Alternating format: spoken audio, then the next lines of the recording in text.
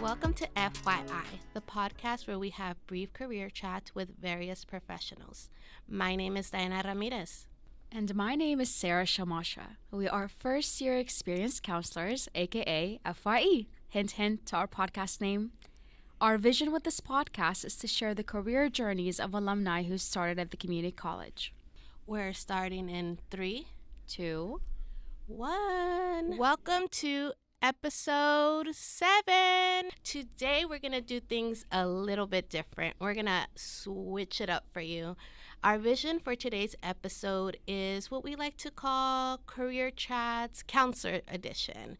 So obviously the audience knows we're counselors, but today we have a wise, caring, and inspirational counselor professor retiree where we're going to hear just counseling perspective, some consejos, aka tips, just on the purpose of our episode of helping students explore their majors. Alrighty, so let's get into our guest. All right, we're going to start with our bio of our guest. His name is David Ramirez, a recent counselor professor retiree.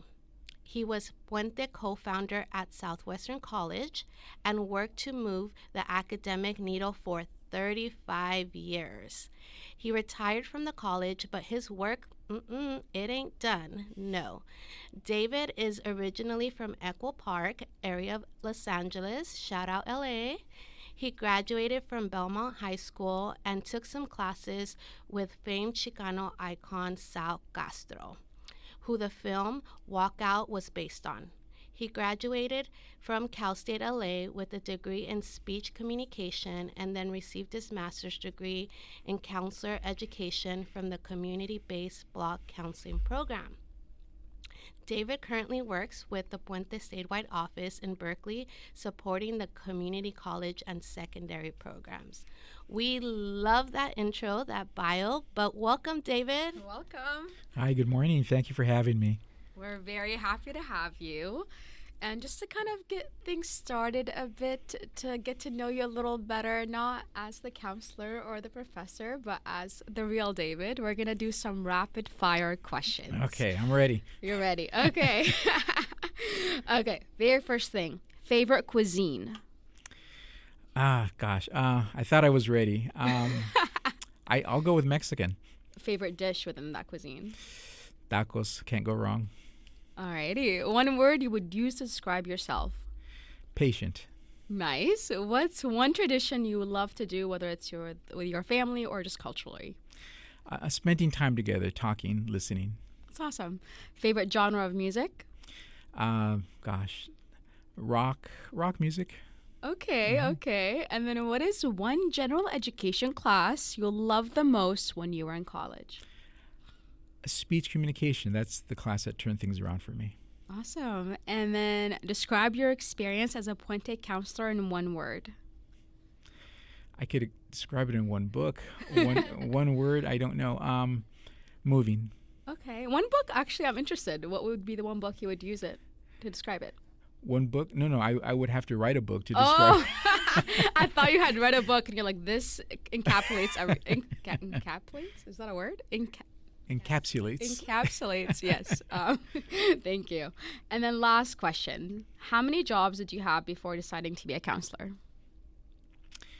After graduate school, I worked part-time at San Diego State with the Student Affirmative Action Program and the EOP program. And I was very fortunate that I worked as an adjunct counselor at Southwestern for about 6 weeks. And then I got the full-time job.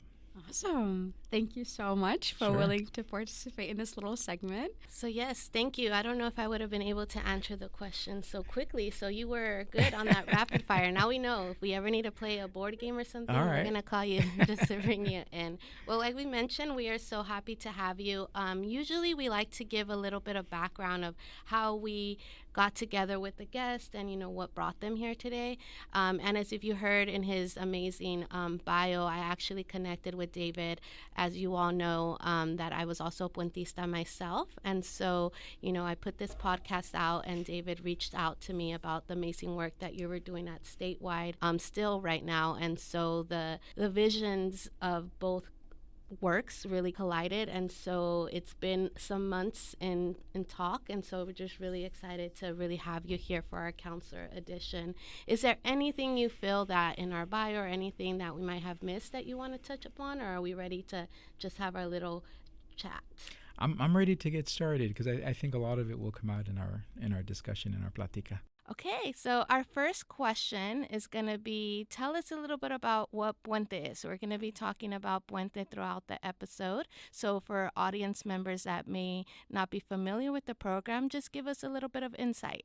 Sure, absolutely. The Puente project, it's a statewide project. It started as a community college program. It focuses on writing, counseling, and mentoring. Writing because regardless of the major, students need to know how to write well, whether they major in engineering, history, math, whatever the major, they need to know how to write well. So students take writing courses. It's usually during their freshman year. We focus on counseling because for so long, many of our students have fallen through the cracks and they don't take the right classes. They need to graduate and transfer.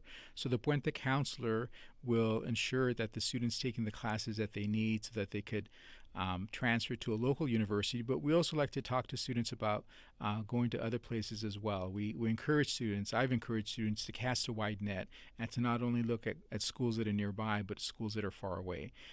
Because that's how they learn more about themselves. And we focus on mentoring. And the mentoring component is very important because this is where we match every Puente student with a mentor.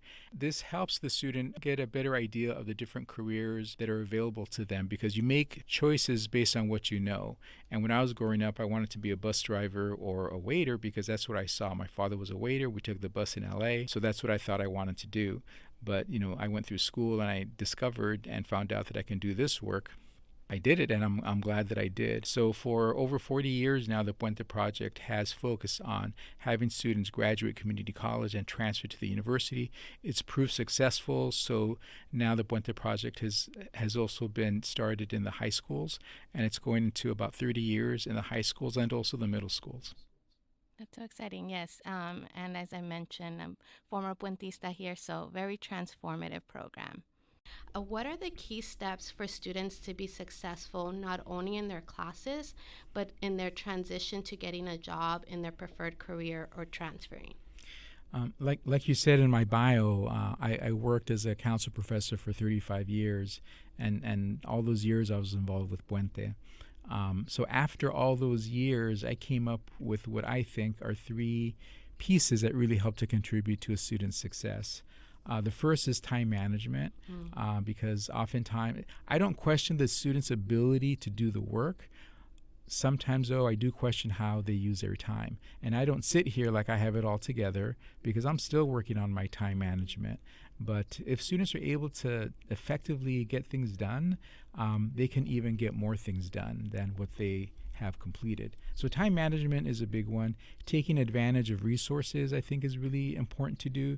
Students oftentimes don't know when when we tell students, well, there's this office and there's this service. Well, I didn't know that. Nobody told me. I said, well, now you know. Now you know that these services are available to you to support you, to encourage you, to motivate, so that you can take advantage of what you need to so that you can move on and move forward. The other big one is commitment. A lot of times students will say, le voy a echar ganas. I'm going to give it my all. I'm going to use grit. And what I've learned over the years is that if you have the ganas, that's great. If you have that grit, that's wonderful. But I think commitment is stronger because, or students say motivation. I have the motivation or I don't have the motivation. And I say motivation is like ocean waves. They come and they go. But if you make a commitment, you're saying that this is what you're going to do, what you're going to accomplish.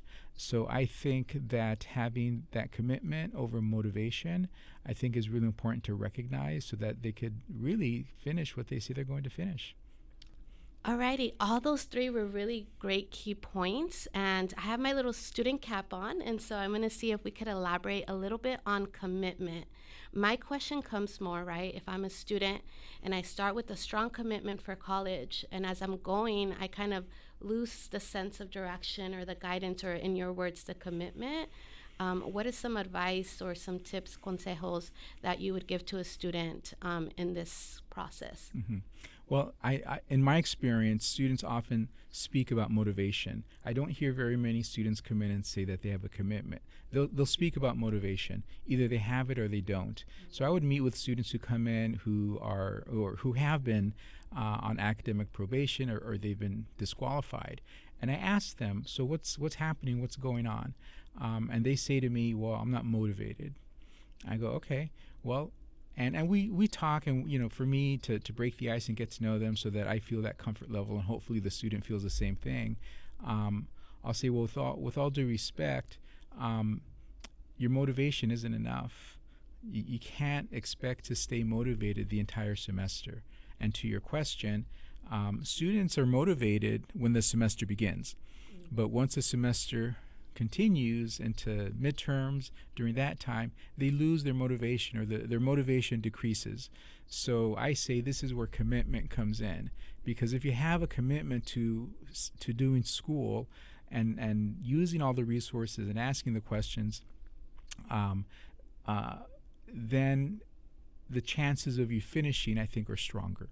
They're stronger because and you could lose your commitment, but you could always recommit, like we do in life. We feel strongly about something, but then it doesn't happen, but then we recommit and we get back on. So I think for me the recommitment part, or the commitment piece, is really important, and for students to not rely on that level of motivation. And I was sharing with you, there was an article that came out in the LA Times that talked about grit, because it puts it all on the student. The other part is that it's not only the student, but it's the college and the services that they provide. Does the student feel safe and comfortable and willing to reach out to the services that are available? Thank you so much for sharing these tips. There are definitely things I utilize myself in counseling when I'm talking to students.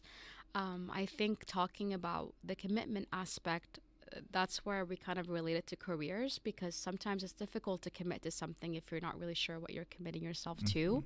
So we'll have usually a lot of students that don't really know what to choose. They don't really know the pathway, and then it becomes more challenging to commit and then kind of use the rest of the resources if they're unaware kind of what pathway they want to take. So I guess my question for that, how do you navigate that usually if someone is unsure of the career pathway or the major? What are your tips, or what do you usually do to help those students navigate that and maybe pick something that they can commit to for that period, or just have tips of how you can navigate that kind of moving forward? It's a really challenging piece in working with students who want to make sure and be certain that they're selecting the right major, because most of our students at the community college are first generation, working class, and they want to work. Right. They want to go work. So they want to find a job or a career that's going to satisfy them and help themselves. And as you know, as counselors, a lot of our students say that they want to help their families as well. I want to help my family get their house and everything else. So there's a lot that they're carrying that's weighing on them about making the choice. And I say to students, your major is one thing that will help you to get into a career, but your major doesn't dictate your career. If you major in psychology, doesn't mean that the only thing you can do is become a psychologist. And if you major in architecture, doesn't mean that you only have to be an architect. There's varying types of careers that you can go into, because you learn a skill set, you learn life skills and professional skills that you'll be able to apply into a career. I have two students.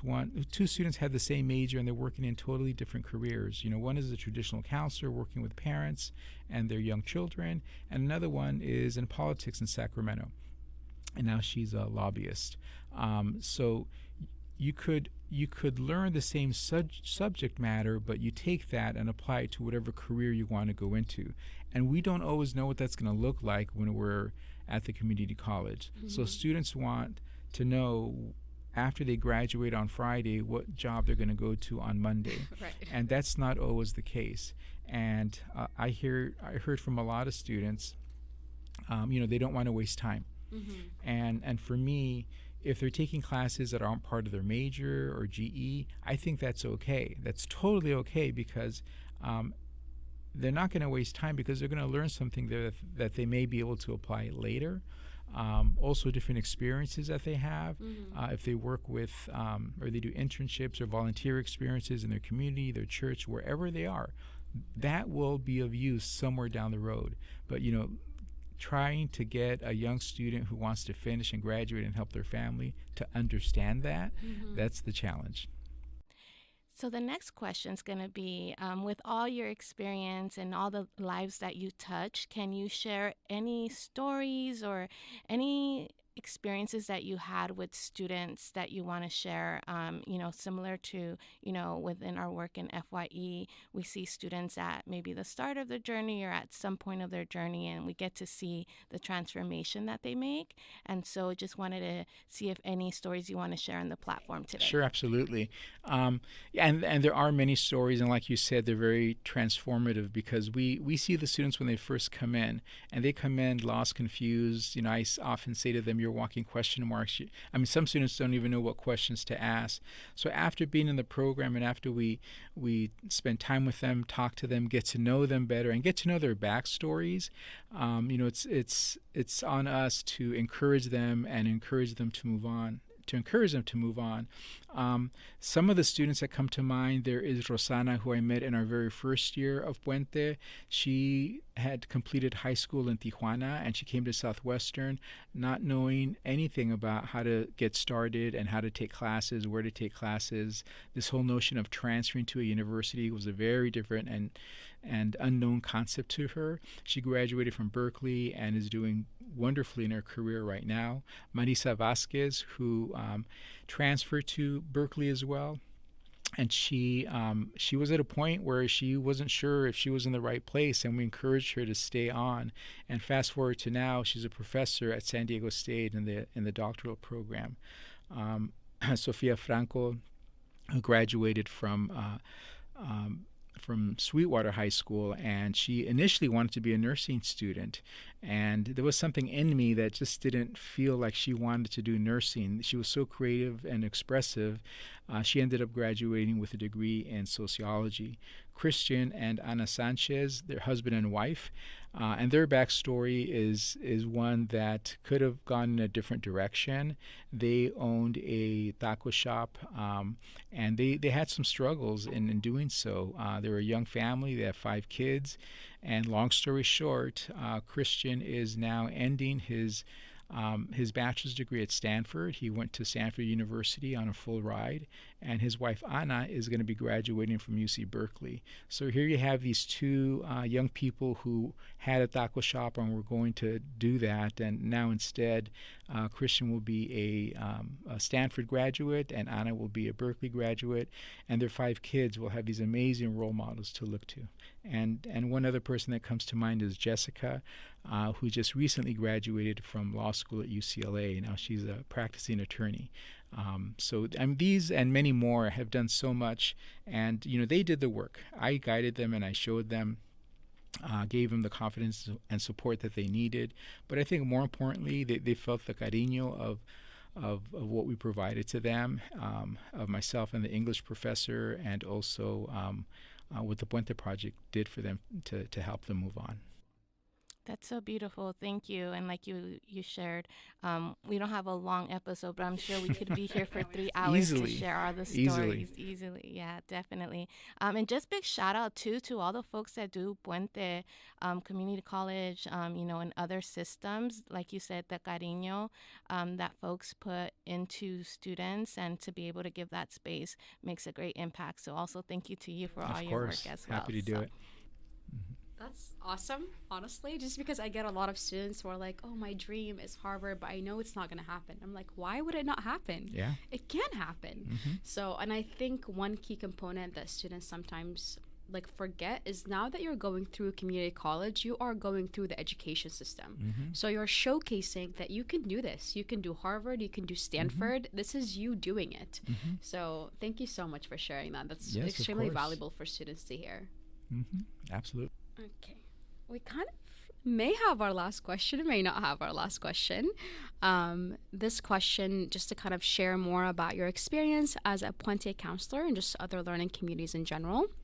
And the question is, can you share on what Puente and other learning communities may share and offer for students that would be instrumental to their success in college? If we're having any incoming students that are like, oh, maybe I want to be a part of it, maybe I don't. What is there to offer? Why should I be a part of this? How can this benefit me? Well, the great thing about not only Puente but other programs is that they're statewide. So I'm not sure how much or who all will be listening, but chances are that there's a community college that's nearby, and chances are that that college will have an FYE program, a Puente Project, Umoja, or other programs. The common denominator for me in all these programs is that they have built in that sense of community, that sense of familia, where support can be received for the student. And students come in with different needs and wants, and some students have more than others in terms of what they need, but the services are available. My mother would say, que en paz descanse, el quien no habla, Dios no los oye, which is loosely translated as a closed mouth doesn't get fed. If you don't ask a question, you're not going to know. And in our house, we've told our daughter, que no te quedes con la duda. I mean, people oftentimes have the question, but they don't ask. They're afraid, intimidated, scared. But we say, ask the question, because students sometimes forget that as counselors and professors, we're here for them. We're here for them. So, you need to ask us the questions. And the other part, too, is that the faculty and the counselors also need to provide this information, because we have access to the resources. We need to share it with the students. So I think building community is a big one. And in terms of applying to universities, I say to students, cast a wide net. Cast a wide net. My suggestion to students is that you apply to 3 private schools, 3 UCs, and 3 Cal States. And students will automatically not apply to the private school because they're too expensive. And I say, well, that's why you should apply, because private schools oftentimes have foundations and they have other sources of money. If you do well, they will offer you admission and a very generous financial aid package. But you don't know that until you apply. You have to apply and then find out. So Christian, who's at Stanford, he got a full ride. At Stanford. Fees, everything, housing, everything was paid for. Housing for his family, everything was paid for. Had he not applied, he wouldn't have known that. And now he wants to come back and be an English teacher. So there are those resources. But we tell students, take that leap of faith, because you don't know. I love that, Jem, that you said, don't leave. What was it? Don't leave without a doubt. How did you phrase it? In Spanish, no te quedes con la duda. Yes. That ask the question. Yes, that I feel for me, one of my strengths is asking questions. So I'm always like asking questions here, questions there. And even too, like when I'm working with students about things, when they have a question, it's like, oh yes, and that helps me in my work with students of having to navigate, like you mentioned, like it is my responsibility as a counselor to share information. But the more that I know from a student, the more that we can kind of engage, I can share more appropriate things, right? So if I don't know that maybe you're struggling with transportation or something like that, but by you asking, that also helps me navigate and help you connect to the resources. So I really, really love that. And we know that it can be intimidating, right, when you're coming to a different, higher institution to ask those questions, and, not negating that. It could maybe feel a little uncomfortable, but maybe, asking yourself to push a little bit outside of your comfort zone and seeing how you can kind of build trust with folks on campus. So I'm going to ask a little different question. Sure. My last question to kind of just close it off, I think in our plática, in our conversation that we had, I just feel so much like wisdom from you, just so much connection to the work that you do. my question is a twofold question. What really got you directed to be a community college counselor, and what kept that passion or that drive to stay in the work for 35 years plus? I say to students, you make decisions based on what you know. So if all you know in terms of careers are teacher, counselor, firefighter, police officer, if that's all you know, that's what you're going to pick. So when I was growing up in Echo Park, my two choices for career, I wanted to be a waiter or a bus driver. And that's because my father was a waiter in Los Angeles, and he worked all the big banquets and award ceremonies. When all the presidents came to town, his waiters union would send them to the Bonaventure and the Hiltons and every place else. So he would work as a waiter, and he provided for us on a waiter salary. On a waiter salary, we all went to school. My brothers and sisters all graduated college on a waiter salary. We'd go to Disneyland, go to Mexico on a waiter salary. So for me, to see that he was able to provide for us and bring us comfort and warmth and love on a waiter salary. So I thought, I want to be a waiter.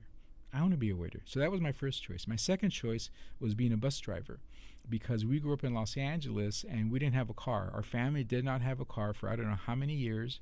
So we took the bus everywhere.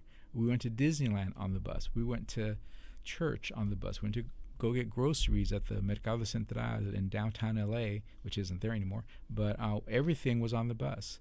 So I was thinking about doing that because that's what I saw. And only because I went to Cal State LA, worked as a peer mentor, and began to feel that sense of personal satisfaction to help students feel comfortable in a place that was unknown and uncomfortable. And that brought me a lot of joy. It brought me a lot of joy because I never knew what I would be doing. But then I got a flavor of it. And then I figured out that, I could do this as a career. And then when my friend said, let's go to San Diego and check out this master's program in counseling, I jumped on it and completed the program and started working. I never knew that I'd be doing it as long as I did. And no regrets, and I love it. Students oftentimes, say thank you. And I said, you know what? We guided you. You did the work. We guided you. We showed you. And maybe we gave you that confidence that you weren't feeling at the time, but you found it. And the beautiful thing is that students not only figure out how to transfer to a university and finish a bachelor's degree, but now students are at the community college, and they're already talking about getting a PhD. That was never on my radar. And now they're not only talking about it, but they're finishing. Armando Soto, your counselor, he finished his PhD at USC. And so many others are doing that. Marisa Vasquez, who was one of our students, and I remember she called me from Berkeley. She was ready to come home. I said, no, you stay there. And she just sent me a text message of an interview that she was in, where she gave thanks to myself and Norma Cáceres, who also served as Puente counselor. And now she's a professor at San Diego State in their doctoral program. So to know these stories and to see the impact of the work that we do, that I've done, is a total and complete joy to know that that's happening, that's been established. I love it. Well, thank you so much. We love the segment of Counselor Edition. We appreciate you being here, shouting out to all the amazing stories that were shared today and the many more lives that you also impacted. Close it off, Sarah. Thank you so much yet again. I think I'm just really excited for students to hear everything that you said, all the tips and gems, and I'm really happy that I got to hear all of it because I feel like I'm going to be practicing in my own counseling. You have 35 plus years of experience. I'm like at the beginning of that. So I think I'm really excited. And I'm hopeful that I get to kind of practice that and maybe have the same impact that you've had. So I'm just really excited for both the students and myself and whoever else is listening that's working in the field. So thank you so much. Thank you for having me. Alrighty. Bye. See ya.